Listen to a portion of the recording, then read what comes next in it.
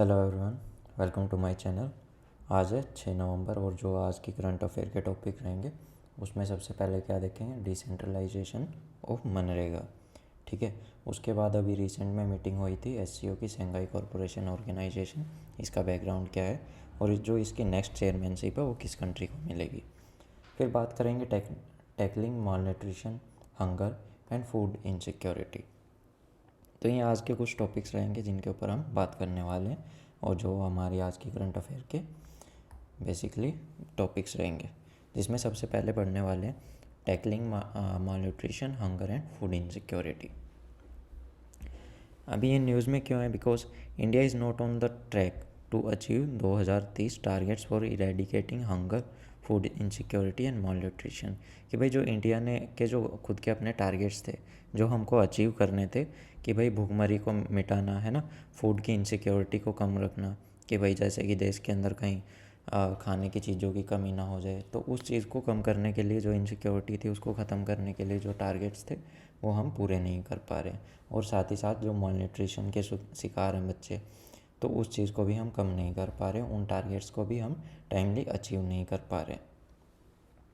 According to 2021 Global Nutrition Report, India is not on a track of achieving 5 of the 6 global maternal, newborn and young child nutrition target to address stunting, wasting, anemia, low birth weight and child obesity। कि भाई जो 2021 की जो reports थी उसके अंदर जो हमारे 6 में से जो 5 टारगेट्स थे जो हमको अचीव करने थे रिलेटेड टू जो नए बच्चे, जो नए जन्मजात जो छोटे बच्चे होते हैं, है ना, और यंग चिल्ड्रंस जो थे जिनके अंदर स्टंटिंग की बीमारी है या फिर वोस्टिंग है या फिर खून की कमी, एनीमिया है, लो बर्थ वेट हो गया, चाइल्ड ओबेसिटी होगी, तो इस चीज़ के जो शिकार है ना उनकी कमी नहीं हो पा रही है। और ये किस वजह से होती है? ये होती है माल न्यूट्रिशन से, कि भी शरीर के अंदर न्यूट्रिशन की कमी हो जाना। जैसे कि स्टंटिंग में क्या होता है, peoples are too short for their age, कि भाई एज के अनुसार उनकी जो हाइट है वो कम रहती है, होनी चाहिए थी इतनी, है इनकी इतनी। वोस्टिंग की बात करें तो भाई हाइट के अकॉर्डिंग उनका जो क्या है ना, मतलब हाइट के अकॉर्डिंग वो काफ़ी पतले होते हैं, एक जो जो नॉर्मल पोस्चर होता है बॉडी का वैसा नहीं हो पाता। और ओबेसिटी में क्या होता है कि ओवरवेट हो जाना बच्चों का। तो इस तरह की प्रॉब्लम्स हमने अभी हम जो है देख पा रहे हैं। 6 ग्लोबल न्यूट्रिशन टारगेट किसके द्वारा सेट किए गए थे जिनमें हम पिछड़े हुए, वो करे गए थे डब्ल्यू एच ओ के द्वारा 2012 के अंदर। ठीक है। उनको 2025 तक हमको अचीव करना था, लेकिन हम तो 2030 तक भी नहीं कर पा रहे हैं उनको। और इससे रिलेटेड अगर करंट पॉलिसीज़ के बारे में बात करें तो the current policies have encourage modern agri food system to price healthy diet many times more than diets that rely on the staple cereals. कि भाई जो हमारी डाइट्स है ना, उनको और हेल्दी बनाया जाए। ठीक है। लो कॉस्ट फूड हो, लेकिन उनके अंदर क्या है, न्यूट्रिशन की क्वांटिटी भी ज़्यादा होनी चाहिए, लेकिन वैसा हो नहीं पा रहा है। ठीक है। वैसे देखो उनकी कॉस्ट भी कम है, लेकिन उनके साथ साथ क्या प्रॉब्लम आ रही है, उनके अंदर जो न्यूट्रिशन वैल्यू है वो भी काफ़ी कम है। और ऐसा हो क्यों रहा है? क्योंकि जो जो हमारी ट्रेडिशनल क्रॉप्स हैं जो हम पहले ज़्यादा बोते थे अपने खाने के लिए, हम उनकी बजाय अब क्या बोल रहे हैं, हम ज़्यादातर उगा रहे हैं कैश क्रॉप्स। ठीक है। कैश क्रॉप में क्या क्या आ जाती हैं, लाइक हो गया मेज हो गया, है ना, या फिर कॉटन हो गया, कॉफ़ी हो गया, जिनको हम बेच के हमको ज़्यादा है ना, जिससे मुनाफा ज़्यादा होता है, प्रॉफिट ज़्यादा होता है। तो आजकल हम है ना हमारे फूड की बजाय मुनाफे की तरफ ज़्यादा भाग रहे हैं, जिस वजह से जो हमारी बॉडी का जो न्यूट्रिशनल वैल्यू है, जो हमको पहले परंपरागत जो खेती होती थी हम हमारी, जिससे हमको ये सब मिलता था, तो हमें ना उससे काफ़ी पीछे क्या है ना पिछड़ते जा रहे हैं। ठीक है। उसकी बजाय हम कैश क्रॉप्स की खेती करने लग गए। तो यहाँ पे वही सब बताया गया है इन तीनों लाइनों के अंदर। फिर बात करते हैं अनबैलेंस डाइट, कि भाई in recent year and unanticipated force on socio culture value system have change the eating habits and diet world wide. कि भाई जो आजकल का जो सिस्टम चल रहा है ना बच्चों का, कि ये देखो कोई भी टाइम से खाना नहीं खाता, सब अपने भाग दौड़ में लगे रहते हैं। ठीक है। और उस वजह से जो उनका खान पान का जो समय है और जो सिस्टम है वो पूरा बिगड़ा हुआ है। और जो दूसरे कुछ फैक्टर्स है लाइक क्लाइमेट एक्सट्रीम हो गया, है ना, इकोनॉमिक शॉक्स हो गए, ग्रोइंग इनइक्वालिटी हो गया, कि भाई क्लाइमेट चेंज की वजह से हमारी फसल ख़राब हो जाती है, और कईयों का क्या है, बजट ही बिगड़ा हुआ है, ठीक है। और इस वजह से क्या है ना, जो हमारी न्यूट्रिशनल वैल्यू है और जो हंगर है वो ज़्यादा बढ़ती जा रही है। अब बात करते हैं गवर्नमेंट के द्वारा क्या क्या इनिशिएटिव चलाए गए हैं। सबसे पहले बात करते हैं पोषण अभियान की। The government of India is launch the national nutrition mission NNM, और या फिर Poshan Abhiyaan to ensure malnutrition free India by 2022, कि भाई 2022 तक हम इंडिया से क्या है ना, माल न्यूट्रिशन को ख़त्म कर देंगे, कि भाई जिसके माल न्यूट्रिशन मतलब बॉडी के अंदर न्यूट्रिशंस की कमी होना। फिर बात करते हैं एनीमिया मुक्त अभियान। एनीमिया बोले तो किसी इंसान के अंदर आयरन और या फिर खून की कमी होना, ब्लड की कमी होना, है ना। ये 2018 के अंदर लॉन्च किया गया था, और इसका मिशन का एम क्या था, at accelerating the annual rate of decline of anaemia from 1 to 3% points, कि भाई 1 से 3% पॉइंट हम हर साल क्या है ना, जो एनीमिया के केसेस हैं उनके अंदर कमी लेके आए। फिर बात करते हैं मिड डे मील, ठीक है। It aims to improve nutritional level among the schools children which also have a direct and positive impact of enrolment, retention and attendance in schools. कि भाई देखो, मिड डे मील के अंदर क्या होता है, बच्चे स्कूल में जाते हैं, ठीक है, और जो दोपहर का भोजन है वो किसके द्वारा करवाया जाता है, स्कूल के द्वारा करवाया जाता है। तो उस जो खाना जो उनको दिया जाता है, उनके उस खाने के कुछ है ना अपने स्टैंडर्ड्स मेंटेन करके रखने पड़ते हैं, ठीक है, कि भाई उनके अंदर कितनी न्यूट्रिशनल वैल्यू होनी चाहिए, है, सारे तरह के प्रोटीन्स मिनरल्स होने चाहिए, इस तरह से वो खाना प्रिपेयर किया जाता है। The national food security act NFSA 2013, it aims to ensure food and nutrition security for the most vulnerable through it associated scheme programme making access to food a legal right. कि भाई देखो क्या है ना, कि देश के अंदर भुखमरी आती जाती रहती है, और फिलहाल देखा जाए तो काफ़ी लोग ऐसे हैं जिनको एक टाइम का खाना मिल पाना ये है ना काफ़ी मुश्किल हो जाता है। तो देखो, access to food is a legal right according to national food security act 2030, ठीक है, इसमें यही सब बताया गया। फिर बात करते हैं प्रधानमंत्री मातृत्व वंदना योजना। इसमें क्या होता है कि ₹6,000 is transfer directly to the bank account of pregnant women, कि भाई जो प्रेग्नेंट वुमेन है उसके अकाउंट में 6,000 रुपये डायरेक्ट ट्रांसफ़र कर दिए जाते हैं, ताकि उसको क्या है ना बेटर फैसिलिटीज़ मिले उसकी डिलीवरी के समय पे। फिर बात करते हैं integrated child development services like ICDS scheme. It was launched in 1975, 1975 में इसको लॉन्च किया गया था। इसका एम क्या था, एट प्रोवाइडिंग फूड, ठीक है, pre school education, primary health care, immunisation, health checkup, referral services to children under 6 year of age and their mother. कि भाई जो बच्चा है और उसकी माँ को कुछ सर्विसेज प्रोवाइड की जाएंगी, ठीक है। तो माँ और बच्चे को खाना प्रोवाइड करना, बच्चे को स्कूल की एजुकेशन प्रोवाइड करना, है ना, प्राइमरी हेल्थ केयर प्रोवाइड करना, और जितना भी टीकाकरण जो होते हैं छोटे बच्चों को जो लगते हैं 6 साल की उम्र तक, वो प्रोवाइड करना, और उनके टाइमली हेल्थ चेकअप प्रोवाइड करना। ये सब स्कीमें, ये सब जो सर्विसेज है बच्चे को दी जाएंगी, कौन सी स्कीम के through, integrated child development service. अब नेक्स्ट टॉपिक जो है वो है SCO का।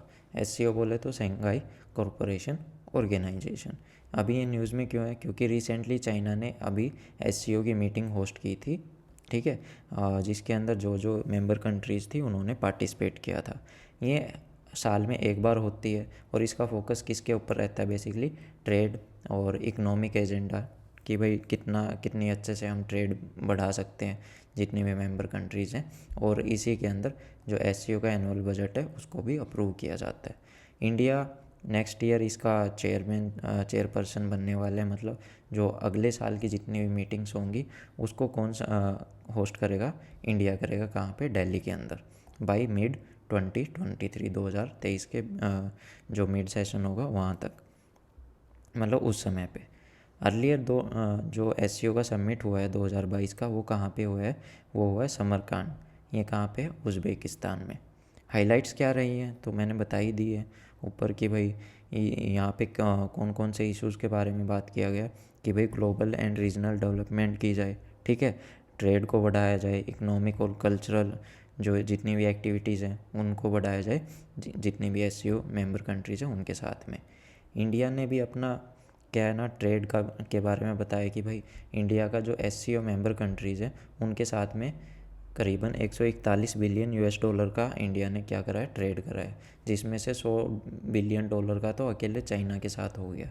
रसिया के साथ बात करें तो करीबन 20 बिलियन डॉलर के समवेयर अराउंड रहा है, और जो सेंट्रल एशियन कंट्रीज़ हैं उनके साथ 2 बिलियन से भी कम का ट्रेड रहा है, और पाकिस्तान की बात करें तो केवल और केवल 500 million. While taking aim at China's Belt and Road Initiative, which passes through the parts of Pakistan-occupied Kashmir (POK), India said that connectivity projects should respect the sovereignty and territory integrity of member states and respect international law. कि यहाँ पे भारत ने क्या बोला, India ने क्या बोला कि भाई ठीक है, आप BRI जो इनिशिएटिव है इसको कर रहे हो, ठीक है, इसको आगे बढ़ा रहे हो, बढ़ाओ, कोई बात नहीं, लेकिन है ना ये किसी भी देश की जो सॉवरेंटी है ना, और उसकी जो टेरिटरी है उससे पास होते हुए नहीं होना चाहिए, बिना उसकी परमिशन के। देखो POK पे क्या है, केस चल रहा है इंटरनेशनल कोर्ट के अंदर, तो सीधी सी बात है, ना तो पाकिस्तान इसको अपना मान सकता है, ना ही उसकी क्या उसके पास ऐसा कुछ क्या प्रूफ है कि भाई वो अपना क्लेम कर दे उस पर, ठीक है, धोखाधड़ी से वो उसके ऊपर बैठा हुआ है अभी।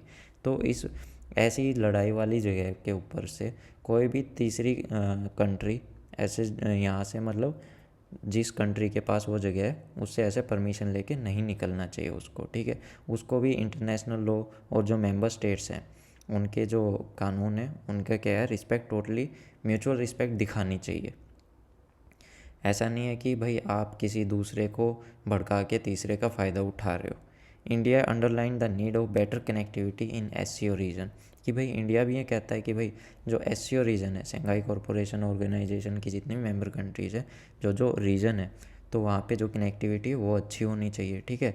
Build on the centrally interest of central Asian states which will unlock economic potential of this region in with Chabhar port and international north-south transport corridor which could become enabler। तो यहाँ पे क्या बात करी गई, देखो भारत कहाँ से अपना ट्रेड करता है, सेंट्रल एशियन कंट्रीज़ के साथ में कर सकता है, मतलब चाबार पोर्ट से कर सकता है, ठीक है। किसके पास है ये, आप मेरे को कमेंट सेक्शन में बताना, इस पर काफ़ी वीडियोज़ आ चुकी है डिफरेंट चैनल्स पे, ये तो इतना पॉपुलर है कि क्या ही बताएं।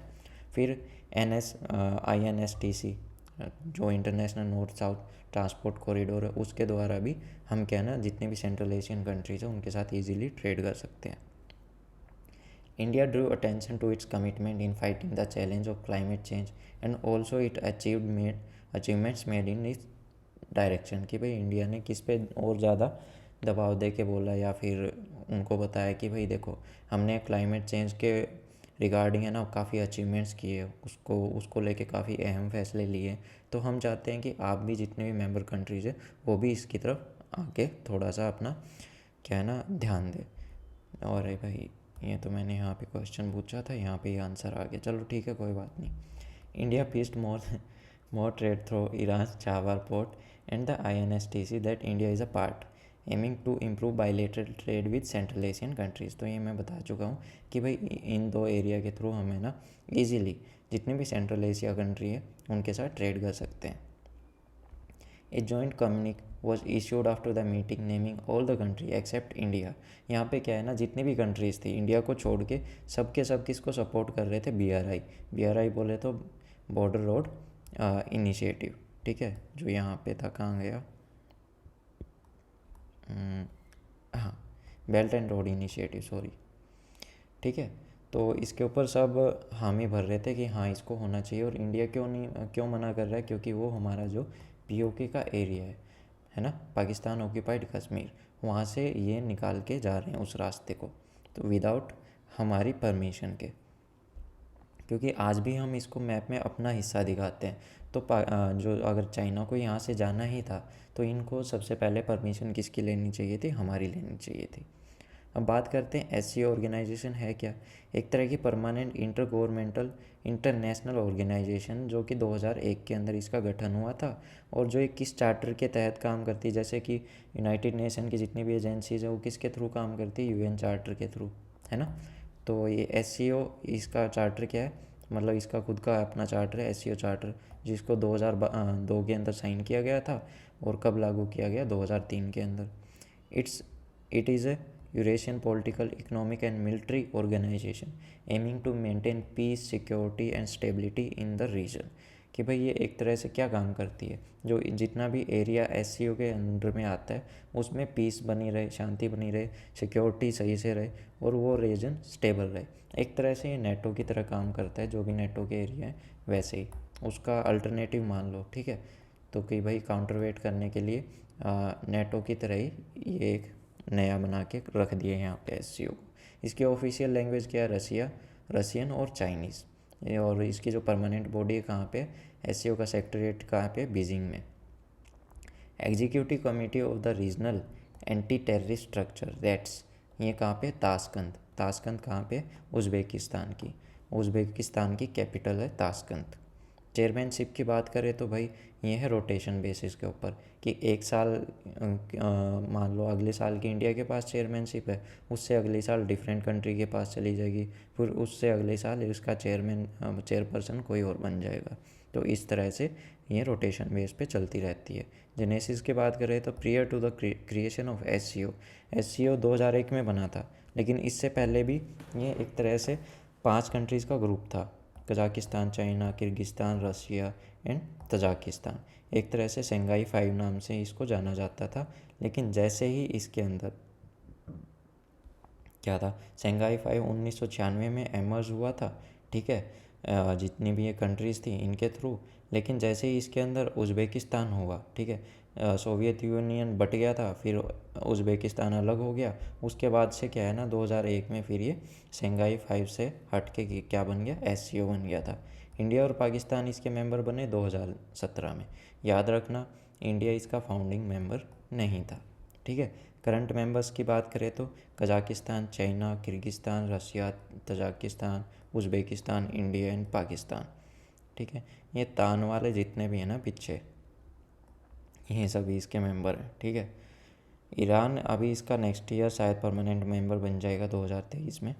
बेल्ट एंड रोड इनिशिएटिव की बात करें तो BRI is an ambitious project that focus on the connectivity and cooperation among multiple countries spread across the continent of Asia, Africa, Europe, ठीक है। करीबन 100-150 कंट्रीज़ के थ्रू ये जाएगा। ये ऐसा कौन क्लेम करता है, चाइना, कि भाई जो BRI जो ये बना रहे हैं ना रोड, ठीक है, ये कितनी कंट्रीज़ को कनेक्ट करेगा, 150 कंट्री को कनेक्ट करेगा। कि भाई और ऊपर से ये रेलवे के through marine ports, power grid यहाँ से लेके जाएंगे, ऑयल और गैस पाइपलाइंस को भी कनेक्ट करेगा सभी कंट्रीज़ के साथ में। इस तरह से ये पूरा जो प्रोजेक्ट है काम करेगा। प्रोजेक्ट 2 पार्ट्स के अंदर डिवाइड किया गया है। एक तो सिल्क रोड इकोनॉमिक बेल्ट, जो पुराने टाइम में ट्रेडिशनल रोड के थ्रू जो जितना भी ट्रेड होता था ना, तो उसको ये है ना अभी और एडवांस लेवल पे लेके जा रहे हैं, कि it is a land based and is expected to connect China with central Asia, eastern Europe and western Europe. उसके साथ इसको कनेक्ट कर देंगे बाई लैंड। और फिर मरीन सिल्क रोड मतलब सीधी सी बात है पानी के थ्रू, है ना, जिसमें ये किसको, चाइना का जो सदर्न कोस्ट है उसको मेडिटेरेनियन सी से कनेक्ट कर देंगे, फिर Africa, south east Asia and central Asia. अब बात करते हैं 31 अक्टूबर को वर्ल्ड सिटीज़ डे के रूप में मनाया जाता है, ठीक है ना। और इसका थीम क्या था 2022 का, act local to go local. World Cities Day is celebrated on 31st October every year to highlight the need of the international cooperation to promote global urbanization and addresses its challenges।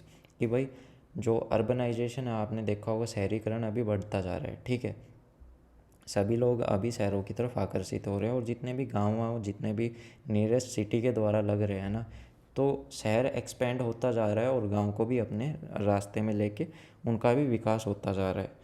तो उसकी वजह से कुछ challenges भी हैं, कि भाई जो जितनी भी ज़मीन वगैरह पहले खाली थी, जितने पेड़ पौधे थे, जितने भी जंगल वगैरह थे, वो कटते जा रहे हैं। और उसकी वजह से क्या है ना, जो हमारा हैबिटेट है, ठीक है, वहाँ पे जितने जंगली जीव भी रहते थे तो उनकी भी लाइफ अभी ऊपर नीचे हो रखी है बिल्कुल। और जब वो हमारी लाइफ में आ जाते हैं, हमारे घरों के नियरेस्ट आ जाते हैं, तो हमारी लाइफ ऊपर नीचे हो जाती है ना। अगर कोई तेंदुआ वेंदुआ आ गया तो सोचो क्या ही होगा हमारा। तो कुछ ऐसे चैलेंजेस हैं जिनको एड्रेस करना काफ़ी ज़रूरी है। According to United Nations, 7 of the 10 people in the world will live in cities by 2050। कि भाई 10 में से 7 लोग हैं ना 2050 तक आते आते शहरों में रहते हुए मिलेंगे।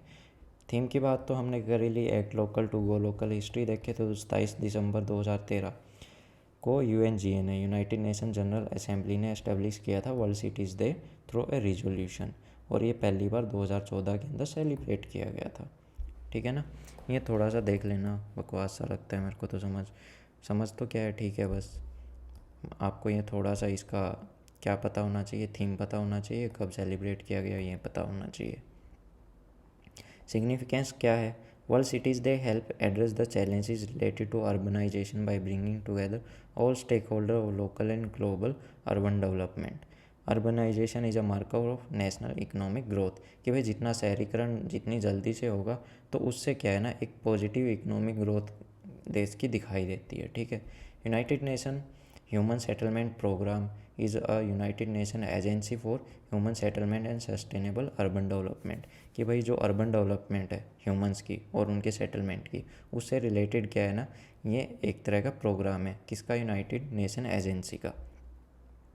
और ऊपर से क्या है कि भाई जितनी भी डेवलपमेंट है और सस्टेनेबल सिटीज़ है, ये जो सस्टेनेबल डेवलपमेंट गोल हैं, ठीक है, उनको अचीव करके बनानी चाहिए ताकि किसी भी तरह की कोई प्रॉब्लम ना हो।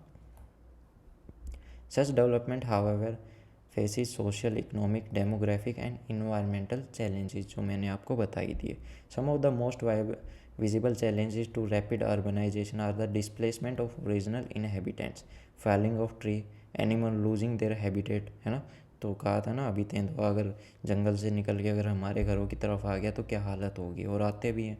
ठीक है, आप मूवी देख रहे हो और आपके गेट से कौन झाँक रहा हो? तेंदुआ झाँक रहा हो तो कहाँ जाओगे? रास्ता भी नहीं है, एक रास्ता है उधर ही वो खड़ा है।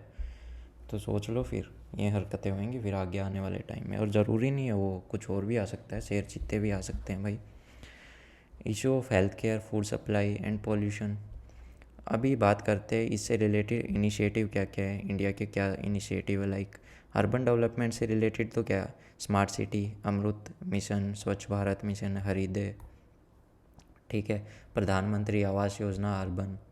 गवर्नमेंट के जो इनिशिएटिव हैं किसके रिलेटेड, स्लम ड्वेलर्स या फिर अर्बन पुअर, जो शहरों के अंदर जो गरीब होते हैं उनके लिए क्या क्या योजना है, प्रधानमंत्री गरीब कल्याण योजना, आत्मनिर्भर भारत अभियान। ठीक है भाई, पता नहीं कितने लोग इसका बेनिफिट उठाते हैं या नहीं, उठाना चाहिए, हमको तो मिलती ही नहीं यार। डिसेंट्रलाइजेशन ऑफ मनरेगा। कि भाई अभी क्या है ना, आपने देखा होगा मनरेगा के अंदर पैसा आता है ऊपर से, ठीक है, और नीचे तक आते आते उसमें कुछ भी नहीं बचता, है ना। तो अभी क्या बातें चल रही है कि भाई इसका डिसेंट्रलाइजेशन कर देना चाहिए ताकि जो ग्राउंड लेवल के ऊपर जो काम होना है ना वो काफ़ी अच्छे से हो जाए, है ना। और पंचायत के पास इतनी पावर हो कि वो अपना जो ज़रूरी काम है उसको डिसाइड करके कंप्लीट करे। An internal study by the ministry of rural development. कि भाई कौन सी मिनिस्ट्री के अंडर में आता है, रूरल डेवलपमेंट की मिनिस्ट्री के अंडर में आता है, और वो क्या सजेस्ट करते हैं कि भाई decentralisation of Mahatma Gandhi national rural employment guarantee scheme allowing for more flexibility at the ground level. कि भाई इनको है ना और पावर देनी चाहिए कि भाई ताकि ये खुद के फैसले खुद ले सकें।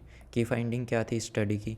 लास्ट के कुछ ईयर्स में हमने देखा है कि जो फंड मैनेजमेंट है जो हैज़ बीन सेंट्रलाइज्ड, ठीक है, instead of paying the gram सभा। कि भाई देखो आपने देखा होगा जितने भी फंड जो भी पैसा आता है वो सेंट्रल गवर्नमेंट से आता है, ठीक है, इनके पास में, लेकिन वो क्या है ना टाइमली इनके पास पहुंच नहीं पाता, और कई बार तो ऐसा होता है कि दिखाते कितना है और पहुंचता कितना है, उसमें है ना लोग काम भी करते हैं बेचारे और उनको उनके काम का पूरा पैसा भी नहीं मिल पाता, टाइम से तो कभी भी नहीं मिलता है।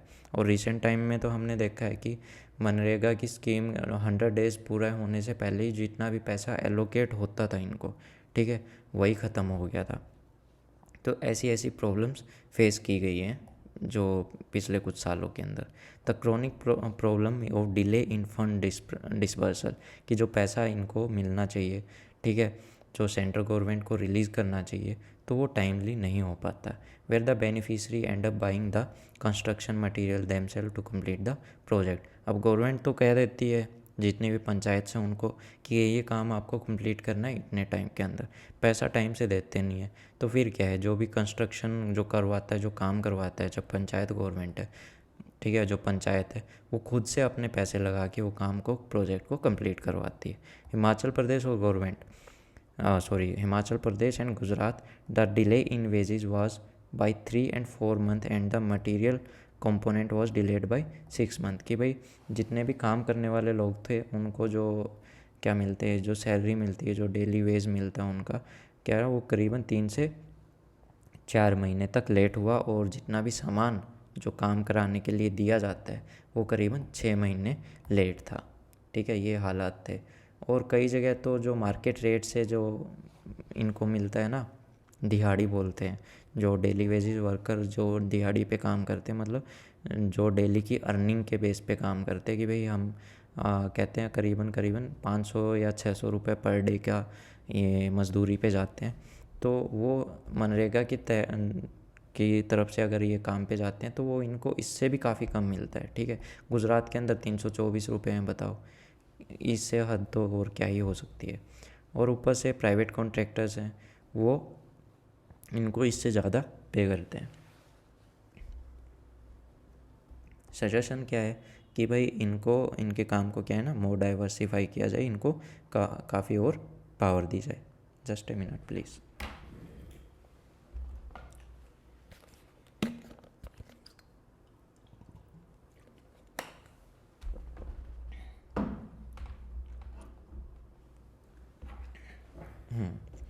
The Gram Sabha can take into account the local condition and communities' requirement instead of chasing the target set by them। कि भाई ऐसा करना चाहिए ना कि ग्राम पंचायत को, जो ग्राम सभा है, उसको देखना चाहिए वहाँ की अपने गांव की कंडीशन क्या है और वहाँ पे कौन से काम की ज़्यादा ज़रूरत है, उसको कंप्लीट करना चाहिए, rather than to complete the target to given for them. कि भी जो जो उनको टारगेट्स दिए गए ना, उनको कंप्लीट करने की बजाय जो काम ज़रूरी है उसको कंप्लीट करना चाहिए। और ऊपर से जो पेमेंट्स है वो टाइमली डिस्पर्स करनी चाहिए, उनको देना चाहिए पैसा। ऐसा ना हो कि भाई पैसा लेट होता रहे। या फिर ऐसा कर देना चाहिए कि भाई एक इंटरनल मॉनेटरी पूल बना देना चाहिए कि भाई जहाँ से अगर पैसा डिले हो तो यहाँ ये उस सेंट्रल फंड से वो पैसा निकाल ले, और बाद में जैसे ही वो पैसा आएगा पीछे से उसको वहाँ पे कर दिया जाए। मनरेगा क्या है, इसको 2005 में लॉन्च किया गया था। ठीक है, गवर्नमेंट की स्कीम है जिसके तहत आपको गारंटीड वर्क मिलेगा, और ऊपर से ये वर्ल्ड का सबसे लार्जेस्ट ऐसा प्रोग्राम है। ठीक है, इस स्कीम के तहत आपको 100 डेज़ का एम्प्लॉयमेंट जरूर गारंटीड दिया जाएगा इन एवरी फाइनेंशियल ईयर। ठीक है, हर एक एडल्ट को, जो member of any rural house hold जो काम करना चाहता है। ठीक है, और इसमें काम कैसा होता है, अनस्किल्ड मैनुअल वर्क होता है। Legal right to work, unlike earlier employment guarantee scheme, the act aim at addressing the cause of chronic poverty through the right based framework. At least 1/3 of the beneficiary have to be women. कि भाई 1/3 जो है ना इसमें काम करने वाली क्या होनी चाहिए, औरतें होनी चाहिए। और जो वेजेस हैं वो पे किए जाएंगे accordingly to the statutory minimum wages. ठीक है, like specified for agriculture labourers. कि भाई जो एग्रीकल्चर लेबरर्स को जो वेज मिलता है उसके हिसाब से इनको पे किया जाएगा under minimum wage act of 1948। बताओ, उसके बाद से इसके अंदर आई थिंक कोई चेंज नहीं हुआ। ठीक है, डिमांड ड्रिवन स्कीम होनी चाहिए। The most important part of MNREGA's design is its legally backed guarantee for any rural adult to get work within 15 days of demanding. अगर मान लो मेरे को काम धंधा नहीं मिल रहा है, मैं गवर्नमेंट से डिमांड करता हूँ, एप्लीकेशन डालता हूँ कि मेरे को काम दिया जाए। अगर वो मेरे को 15 दिन के अंदर काम नहीं देते हैं तो फिर क्या है, मेरे को बेरोज़गारी भत्ता मिलेगा, अनएम्प्लॉयमेंट अलाउंस। ठीक है, घर बैठे पैसे मिलेंगे भाई। ऐसा होता नहीं है, छोड़ते नहीं है, काम करवाते ही करवाते हैं, तो शाने मत बनना। This demand driven scheme enables the self selection of workers. Decentralise planning, कि भाई देर is an emphasis on strengthening the process of decentralization by giving a significant role in Panchayati Raj institution in planning and implementation of these work। तो यहाँ पे वही बात कही गई है ना कि पंचायती राज इंस्टीट्यूशंस को ये अपना काम दे देना चाहिए कि वो अपने आप से प्लान करें और अपने आप से जो ज़रूरी काम है उनको इम्प्लीमेंट करें। The act mandate Gram Sabha to recommend the work that are undertaken and at least 50% of work must be executed by them. देखो, आपको पता होना चाहिए कि जो पंचायती राज, ठीक है, जो ग्राम पंचायत है, इससे रिलेटेड आर्टिकल्स कौन से हैं, ये काफ़ी, ठीक है, इम्पोर्टेंट है। और स्केड्यूल कौन सी स्केड्यूल के अंदर म्यूनसिपल आती है और जो ग्राम पंचायत आती है, ये आपको पता होना चाहिए। और जो मनरेगा है, कौन से सस्टेनेबल डेवलपमेंट गोल्स को कंप्लीट करता है। नो पॉवर्टी, 100 दिन का रोज़गार मिल जाता है और उसी पैसे से आप है ना अपना पेट भर सकते हो, ठीक है। और आपकी हेल्थ वगैरह की तरफ भी थोड़ा ध्यान दे सकते हो और बच्चों की पढ़ाई के लिए फ़ीस भी थोड़ा बहुत भर सकते हो, क्योंकि गवर्नमेंट स्कूल्स के अंदर क्या है, फ़ीस काफ़ी कम होती है और ऊपर से वहाँ पे आपको मिड डे मील की स्कीम भी मिलती है, तो बच्चे वहाँ पे भी खाना खा लेते हैं, जेंडर इक्वालिटी बढ़ती है, डिसेंट वर्क मिलता है, ठीक है। तो ये सब है ना, इनइक्वालिटीज़ भी कम होती है। इंडस्ट्री, इनोवेशन, इंफ्रास्ट्रक्चर जो काम करते हैं उससे कोई तो इंफ्रास्ट्रक्चर बनता ही है, ठीक है। तो इस तरह से ये है ना, जितने भी सस्टेनेबल गोल हैं यहाँ पे, तो उनको कंप्लीट करता है। 2, 4, 2, 6 और 2, 8 सस्टेनेबल डेवलपमेंट गोल्स को कंप्लीट करता है। तो ये था आज का लेक्चर, कैसा लगा बताइएगा ज़रूर। और इस लेक्चर की PDF आपको कहाँ पे मिल जाएगी, मेरे टेलीग्राम पेज के ऊपर। और साथ ही अगर किसी को मॉडर्न हिस्ट्री की क्लासेस चाहिए तो वो भी आपको मेरी चैनल के ऊपर प्लेलिस्ट के अंदर मिल जाएगी, तो वहाँ पे भी आप कंप्लीट कर सकते हैं। वीडियो अच्छी लगी हो तो लाइक कीजिएगा, सब्सक्राइब कीजिएगा चैनल अगर ना कर रखा हो तो, ठीक है। Thank you, have a nice day.